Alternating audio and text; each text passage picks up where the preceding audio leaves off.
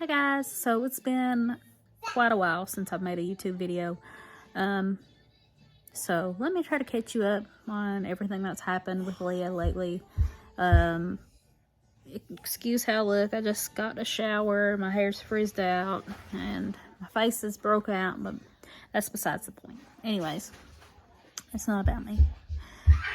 So Leah's doing well right now. Last month she wasn't feeling well, so she had threw up 3 times and she was acting very tired. She had been up 13 hours before that. So she went and laid down in the bed, and I laid down beside of her, and she turned over and had her little face down like in the pillow and just sort of sat up and was like zoned out. Like, you know how like when you're daydreaming and you're like, somebody's trying to talk to you and you're not paying attention? It was like that. She was like zoned completely out. We'd wave her hands, we couldn't get anything out of her, no kind of response. We'd blow in her face, nothing. She started drooling and then making a noise like she was trying to breathe but couldn't get it out. Like I stated in my previous videos, Leah does have a seizure disorder. She has tuberous sclerosis complex disorder. So she does have that, and she takes medicine for it. She hadn't had a seizure in months. She's been doing really good as far as that goes. But what the doctors in Cincinnati thinks had happened is that where she had threw up so much that she didn't have her medicine in her system, and it caused her to have that really bad seizure. Grayson's probably going to turn the light off while I'm talking. Yeah. So her seizures are not typically like that. So we weren't familiar with the way that she was acting. Leah usually has what's called infantile spasms, which is basically like her head will go forward, her arms will go up, and that is not what she did. This time she was just like not responding to us, zoned out, pale, slobbering, and she was it was very scary. We had first thought, since we weren't familiar with that type of seizure, that she had aspirated. So I brought her in the living room and I said, Michael, something's wrong. And he picked her up and he couldn't get any response out of her. We sat her on the couch and I called 911. And when they got here, Leah was okay. She even walked out towards the ambulance. But then she did the same thing again, where she was unresponsive. There was nothing. She was drooling. So sorry, I'm fiddling over here. So, I had to wait for my granny and my sister, Kristen, to get here to sit with Grayson, so that way I could go to the hospital and be with Michael and Leah in the ER. So, when I got there, she was surrounded by a team of people. She was still not responding. There was nothing. There was nothing. We thought that she had brain damage and that, because of aspirating, that she was just not going to make it. So they put her on a ventilator, because she was not being able to breathe. Her oxygen wasn't good, where she wasn't breathing very good on her own. And you could hear her, she was making kind of like a gargling noise, because she was drooling and she was trying to breathe, but she couldn't breathe. We were still talking to her. They come in and did IVs and blood work, and there was no crying or anything out of her. But she did have tears run down her face, so she could feel the pain, but she couldn't react to it. Like she wasn't screaming and crying like kids usually do. They get poked. So that was hard. So we stepped out and let them put her on the ventilator. They had a hard time getting her sedated enough to be put on the ventilator, because she kept waking up with the tube in her mouth. And after they gave her rescue seizure medicine before they put her on the vent. I don't think the vent was completely necessary, but it's what they decided to do to help her breathe better, which, if that's what we need to do, then, that's what they did. So we stepped out, and me and Michael sat in a room together and held hands, and we prayed, and we really thought that she wasn't going to make it. We were really afraid that it was terrifying. Everything. Hold on, Grayson's going to come in here. Just a minute. What's the matter? But anyways, it was very hard. It was scary. We had to figure out how to calm ourselves down in order to figure out what we could do to make sure she was okay. She is seen in Cincinnati Children's Hospital, so that's where they transferred her to when they finally had her with the vent. When they finally had her settled, it took them a long time to try to get her sedated, and they said that she was fighting really hard with that vent, and she would wake up and throw up because it would gag her. And we went back to see her, and she was all sedated, and she had stuff hooked up all over her, had the vent in her, and sorry, that was really hard to see. But what was the worst part is that while we were in there, she was waking up and gagging on the ventilator while we were in there, and was throwing up because she was maxed out on sedation medicine. They didn't know how she kept waking up because she had a lot of sedation medicine in her. But Leah is very tolerant to a lot of things. Like it takes a lot for her to be good and sedated. So they got her all hooked up, and they did x-rays, and they said her chest looks good, her blood work is good, everything looked good. So they sent her to Cincinnati Children's by ambulance, and we drove behind them. We had to drop Grayson off at my dad's house, and he stayed with him. That was hard, leaving my little boy, but I had to be with Leah. She needed me. So we got down there, and we walked in, and she was in the Cincinnati Children's Hospital NICU, and it was super nice. I was like, wow, Leah, you're in a 5-star hotel. She had, it was humongous room, huge TV. It had its own iPad. It was really nice, and she had the best nurses. They were amazing. Cincinnati Children's is who I would recommend for anybody that has a child with a disorder. That's who I think that is the best. We were previously going to, that's my ice machine, it's going to make a noise. Anyway, we were going to Lexington Children's Hospital, and we were not happy.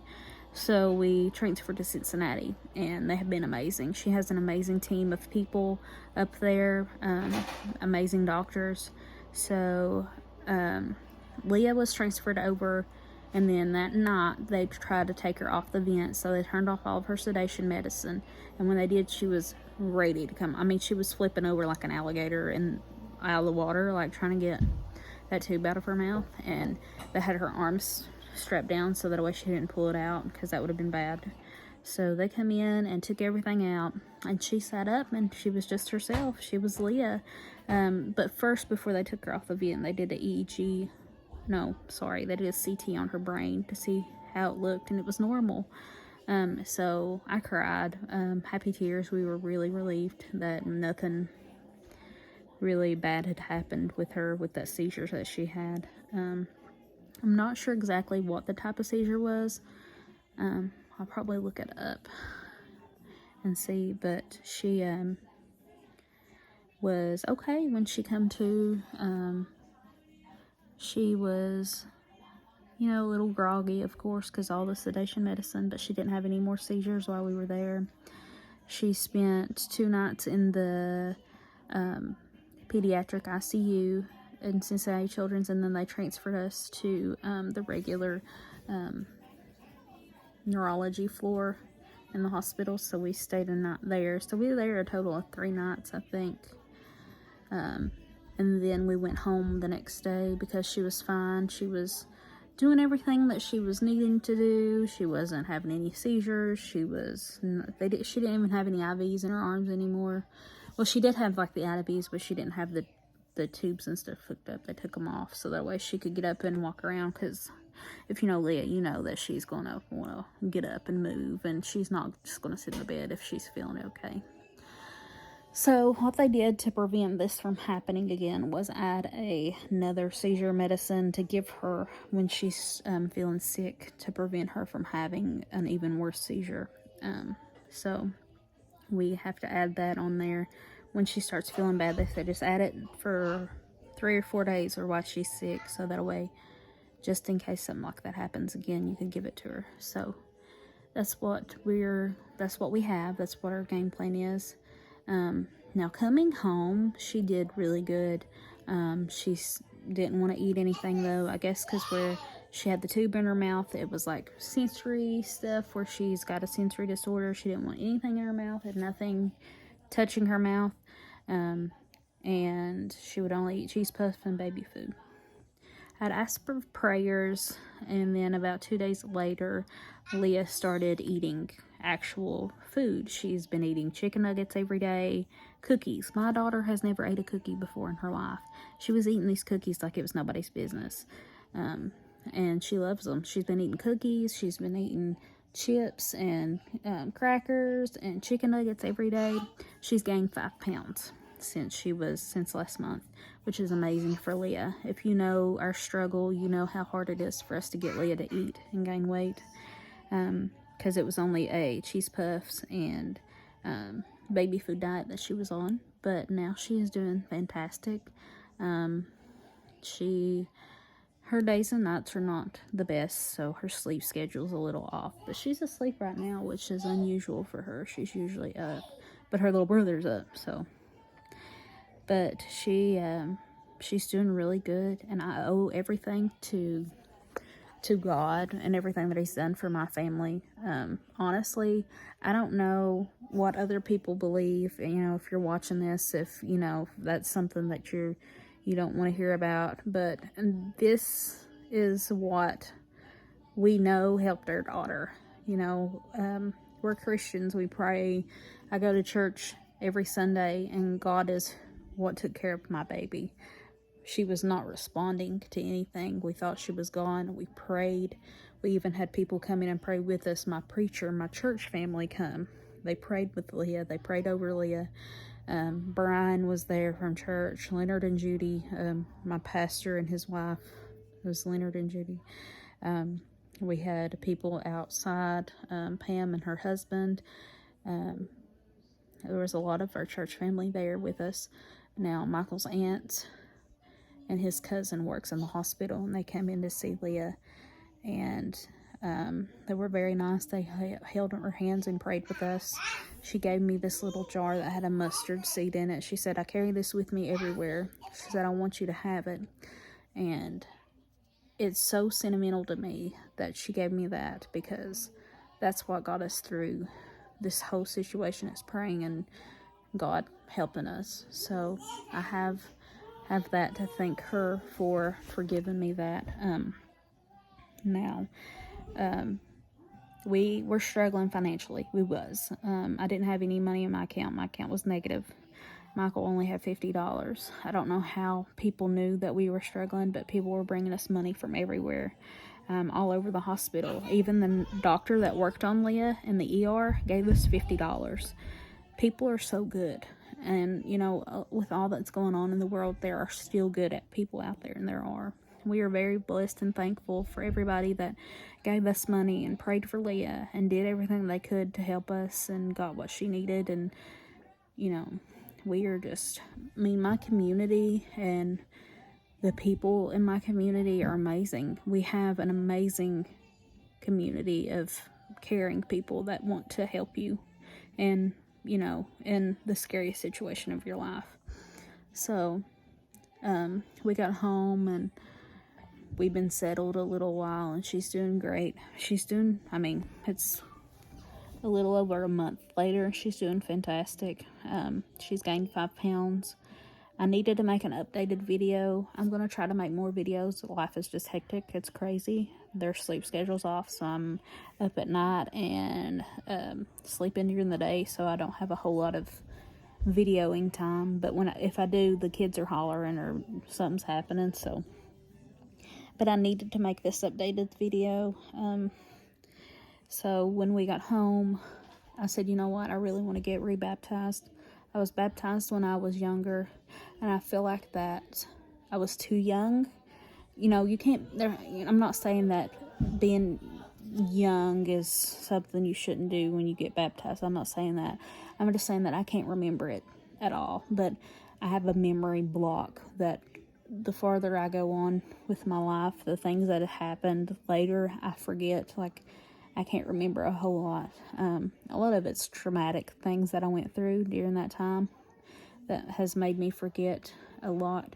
So I got rebaptized, and that was awesome for me because I wanted to rededicate myself to God. Even though, you know, I'm very faithful to God and thankful for all He's done, I wanted to be rebaptized because that's what I feel like I needed to do it for myself, and to have a better relationship with God for me. So that's what I did. But that's what I wanted to update you all about. I'll try to make more videos. We plan on doing a little bit more things with them this summer if we can. Fun things that they might enjoy. So I hope everybody has a great rest of your night, rest of your day, wherever you're at. Thank you for watching. If you have questions, comment them, you know, because Leah's disorder is new to a lot of people. And this channel is to help educate people. So if you have any questions, let me know. And I hope you all have a great day.